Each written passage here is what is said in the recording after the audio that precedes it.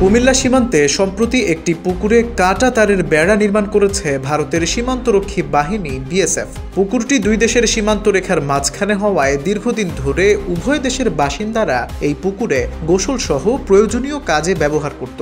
জায়গাটি কুমিল্লা সদর উপজেলার জগন্নাথপুর ইউনিয়নের শাহাপুর গ্রামে, আর ওপাশে ভারতের ত্রিপুরা রাজ্যের সিপাহী জেলার সোনামুড়া থানার সূর্যনগর। এতদিন বেড়া না থাকায় দুই অংশের বাসিন্দারা সম্প্রীতির সঙ্গে একই পুকুর ব্যবহার করে আসছিলেন। সেখানে কিছুদিন আগে কাটা তারের বেড়া নির্মাণ শুরু করেছে বিএসএফ।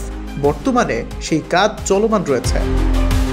আমরা যে কোনো লোকের কাছে আগে শুনছি তার কাটা বেড়া 150 গজ ভিতরে নিয়ম, তারা কিন্তু 150 গজের ভিতরে কোনো তার কাটা বেড়া দিতে আসছে না, দিতে আছে মাত্র 20 গজের ভিতরে। এলাকাবাসী তো আমরা অনেক সময় দেখতে যাই যে কোথায় বেড়া দেয়, তারা এই সুযোগটা দিতেছে না।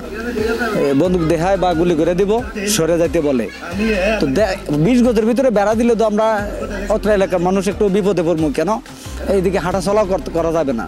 আমাদের বর্ডারে যে বেড়া হইতে আছে, তো আমরা তো আত্মীয় স্বজন ইন্ডিয়া এদিকে আসিল, এতদিন তো কথাবার্তা বলছি, এখনও একটু বেড়া হয়ে যাওয়ার পরে কথাবার্তা বলতে হয় না। তবে বিজিবি আছে, ইনশাল্লাহ আমরা এই নিরাপদে করতে পারি। বিজিবি আমরা করে দিয়ে।